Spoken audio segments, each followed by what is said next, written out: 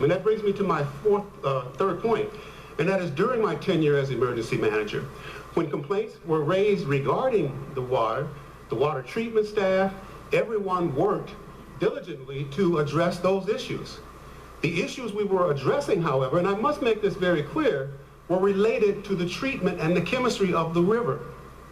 Within the treatment of the chemistry of the river created residue that caused a lot of negative impact on the water. But those impacts had nothing to do with lead leaching into the pipes. We were not told of that as an issue. We were trying to create a situation of treatment for the TTHM, or the residual, if you will, for treating the water. So we did those things that were necessary. We gave 2 boil water advisories at the direction of the Michigan Department of Environmental Quality. Boil water advisories are common in the administration of water systems. But after 2 of those boil water advisories, I began to feel that we were not getting to the heart of the issue, and had asked that we bring in a separate water consulting authority, the Viola National Group, to take a look at this and find out what was going on. Even in their analysis, there was no mention of the lead leaching into the water. So we were treating water contaminated based on TTHM and other residual chlorides, not the lead issue. The lead issue surfaced after I completed my term as emergency manager in January of 2015. As we all know, we were grossly misled by the experts at MDEQ and EPA. And while I don't have any great pride in knowing that, I do think it is important, because not only does the city of Flint depend on the regulatory agencies, but every city in the state of Michigan, as well as the United States of America. Let me just also state, Mr. Chairman and members, know that I am sad and that I am very, very deeply hurt by what has happened on my watch as emergency manager. I'm disappointed in the water crisis in Flint. As I said earlier, I have a special affinity for the community and the people residing there. I used to live in Flint when I was city administrator. I have relatives there now. I have family members there. I've worshiped in the churches alongside the parishioners in the city of Flint. I patronized its buildings. I went back to Flint as emergency manager because I believed I could make a difference. I too drank the water. As a former acting mayor of Flint, I sincerely regret what has transpired. The human nature inside of me cries out for a resolution of this matter on behalf of those who are less fortunate and do not have the capacity to make these things right. Well, we do have the capacity to do that. But this is a water treatment issue. This is not a leadership issue. This is not who's responsible, who can we blame. This is how do we fix a bad situation and make it better for a community that's now only about 60 miles from where I live, where I go, and I know the people. And not one day goes by that I do not pray for a resolution of this problem. Mr. Chairman and members of the committee, in closing, the hard work and dedication of many will be needed to solve this problem, and to be reasonably sure that it will never happen again. It is therefore my prayer that everyone's attention will now turn towards solving these challenges, including formulating plans to address the aged and crumbled condition of water distribution systems that exist not only throughout Flint and Genesee County, but throughout urban core America. Because until we do this, many other cities are just one expert's mistake away from an outcome similar to the Flint water crisis. Thank you, Mr. Chairman and members of the committee. I'll be happy to answer any questions you may have. Thank you, Mr. Early. We'll now recognize Mayor Walker for 5 minutes. You're now recognized. Good morning, Chairman Chaffetz, Ranking Member Cummings, the honorable members of the committee. I also thank you for the opportunity to present testimony and to be invited to this hearing. The drinking water crisis in Flint is a catastrophe. It's had a devastating effect on our families, our most vulnerable children and seniors, our schools, neighborhoods, businesses, the entire community. Flint is a strong city. It's going to survive. With the right support, it will thrive, but Flint never should have been in this situation. As a father raising my own family in Flint, I'm deeply concerned for the children and all the people who have been affected. I am sorry this crisis happened every single day. I'm angry more was not done to respond to the water problems, especially by the state, which controlled both the MDEQ and the city. I appreciate the committee's efforts to identify what went wrong so problems can be fixed, Flint can move forward, and this never happens again in America. From my experience as mayor until November 2015, I have three main points. One, Michigan's financial manager system focused too much on cutting costs without adequate safeguards and transparency. The regulators provided false assurances to us about the safety of the water and withheld risks. And third, Governor Snyder unfortunately discounted local concerns and did not act with urgency. The problem started with the switch to the Flint River for the city's drinking water under the control of a governor-appointed financial manager mandated to cut costs. The switch was decided by EFM Kurtz in June 2013, who signed an engineering contract to upgrade the water plant and who adopted a 2-year budget for the river water implementation without any public input or involvement from us as local elected officials. I was there. That's what happened. The actions taken by myself and the City Council in March of 2013 to support the long-term use of a new Lake Huron pipeline did not include using the river as an interim source. The finance director's projections, Finance Director Jerry Ambrose, who later became emergency manager, showed payments for Detroit water being made until the new pipeline became operational. But the reality was the state and financial managers had full control of the city's budgets, finances, and personnel for nearly 4 years. And even as I and the City Council were granted some responsibilities, the appointed managers continued to parcel out information and make all of the purchasing, personnel, and legal decisions in consultation with the state. I didn't sign one city contract or purchasing resolution during the time that the emergency managers were in place. From day one with the river, the state regulatory agency, the Michigan Department of Environmental Quality, provided assurances to us that the Flint water was safe and met the standards of the Safe Drinking Water Act. When I reached out to the EPA for guidance, I did receive information and assistance, but the full risks were not shared. I had my own concerns about the river, was hearing concerns from the public, but I did rely on the information provided from the MDEQ and the appointed Public Works leadership. My family and I drank the water in our home. I echoed these assurances to the public, which I wholly regret and will never do again.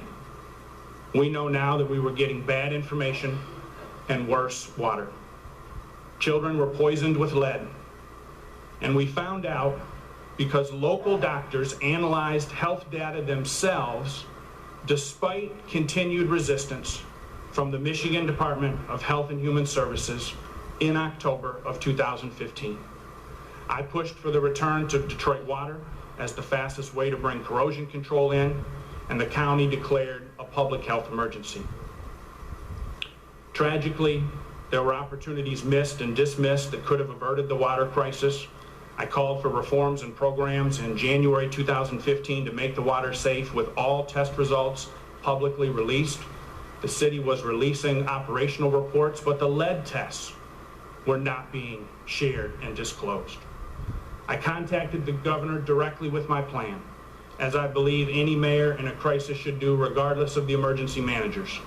My initial request was for $20 million, yet we received only $2 million in grants. Now, the costs are hundreds of millions, with an unknown number of children and families affected. The governor discounted the complaints, even of concerned pastors and parents, apparently from his office's emails, because we were viewed as adversaries of the financial manager system with illegitimate claims, when in fact, were Michigan citizens with toxic water. As someone who continues to live and work in Flint, I hope more will be done to aid the city, help the city heal. Flint citizens have fought so hard. Our families have endured so much. We simply deserve the same safety and opportunities for our families and children in Flint as anywhere else in America. Thank you for the opportunity, and I look forward to your questions. Thank you, Mayor. Now turn to Mr. Edwards. You're now recognized for 5 minutes. After hearing the testimony of Susan Hedman this morning, I can't help but comment on the qualities that seem to be valued in administrators at the EPA.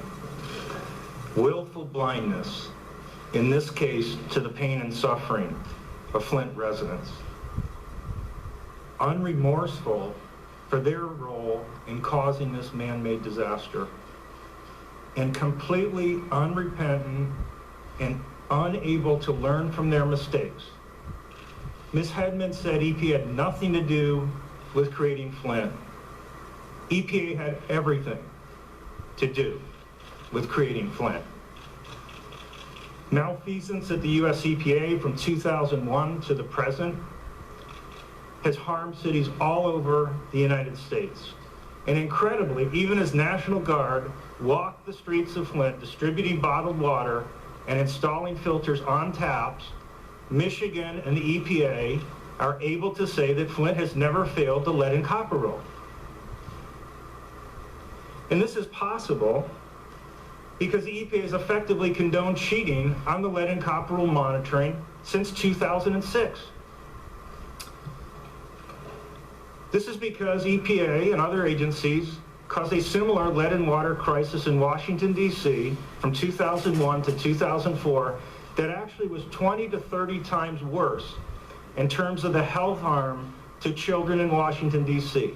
And they completely covered that up for 6 years and wrote falsified scientific reports. And it created a climate in which anything goes across the United States, anything at all, to cover up health harm from lead in drinking water. Since 2006, when we realized that this cheating was occurring, I worked with a small group of people who tried to expose these practices to EPA, and we failed. We failed to get EPA to take lead and water risks seriously. And because we failed, I was not surprised when Flint occurred. I was expecting a Flint to occur. If a landlord were to engage in similar practices and through their negligence to allow even a single child to be exposed to lead paint risk, the EPA would argue for prosecution and incarceration. Yet EPA has allowed entire cities to be unnecessarily exposed to elevated lead in their drinking water. And they've covered up evidence of their unethical actions by authoring these falsified scientific reports. And they've never apologized for what they did in Washington, D.C. And incredibly, to this day, they have not apologized for what they did in Flint, Michigan. No apology from EPA. Completely unrepentant and unable to learn from their mistakes. I guess being a government agency means you never have to say you're sorry. And yesterday, I have to say, I was dumbfounded to read an op-ed by EPA Administrator Gina McCarty that effectively absolved EPA of any wrongdoing or any role in creating the Flint disaster. Aside from creating this climate in which a Flint was allowed to occur, I purposely observed, witnessed, and uncovered wrongdoing by Ms. Susan Hedman at the US EPA in covering up this problem. Ms. Hedman, at every step, aided, abetted, and emboldened the unethical behavior of civil servants at the Michigan Department of Environmental Quality. She allowed Flint's children to be harmed. And why should she not suffer the same or a worse fate than a common landlord who does the same thing? Had Flint residents not fought for the truth with the assistance of compassionate outsiders, it's incredible the harm to Flint's children never would have been exposed. And so to quote Ms. McCarty's closing op-ed statement, I do agree with her. It's tragic it took a disaster of this sort to get this issue the attention it deserves. Let's do something about it. Ms. McCarty, you could start by acknowledging EPA's failures over the last decade to enforce the provisions of the EPA lead and copper rule. This is a critical and necessary first step to make EPA once again worthy and deserving of the public trust and its noble mission. Thank you. Thank you, Mr. Edwards. We appreciate it. We're going to now go to questioning. We'll first recognize the gentleman from Michigan, Mr. Wahlberg, for 5 minutes. Thank you, Mr. Chairman. And I appreciate the fact that we've had a hearing. We're now having this hearing and another hearing, and I know that we are intent on getting answers and ultimately addressing the concerns of people, children, the faces that are in the room that we had the privilege to see this past Saturday in Flint, standing alongside our colleague Dale Kildee as well. We want answers, but we want action, and ultimately we want solutions. Ms. Hedman, you say in your testimony, I'll reiterate it again, you read it, the bad news is that this problem should have never happened. And looking at the faces of the children, the community members, there in Flint on Saturday, they would concur with you as I would concur with you as well. But you went on to say, as did Gina McCarthy, Administrator EPA, in her article just referred to that I read with shock and awe, that she would make the statements in the Washington Post that she did. But you made them today as well when you said, and I need to remind you, EPA had nothing at all to do with that. To be clear, you actually think the EPA had nothing to do with the crisis in Flint? No. Okay, Ms. Hedman, I have here in front of me Section 1431. It's the law. 1431 of the Safe Drinking Water Act, pulled from the EPA's website this morning, which describes the emergency powers authority given to the EPA in the event of an imminent, let me state that again, an imminent and substantial endangerment to public health. Do you believe the people of Flint have at any time faced an imminent or substantial endangerment to their health? Yes. Then, was this endangerment to the people of Flint not evident when the EPA learned of the high lead levels in June 2015? Well, Section 1431 requires that there be both substantial endangerment and that the state fails or the city fails to take action. Well, did they fail to take action? Well, I think the answer is yes.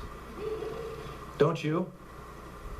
the legal advice that I got was that once the state had issued the order directing the city of Flint to implement corrosion control, and the mayor stepped forward to indicate that he would do so as soon as possible, that it was likely that the state of Michigan would argue that there was a jurisdictional bar. Well, I mean, argument is one thing. And Dealing with the job that you have is another thing. The issue was, we had seen so far, the action wasn't being taken.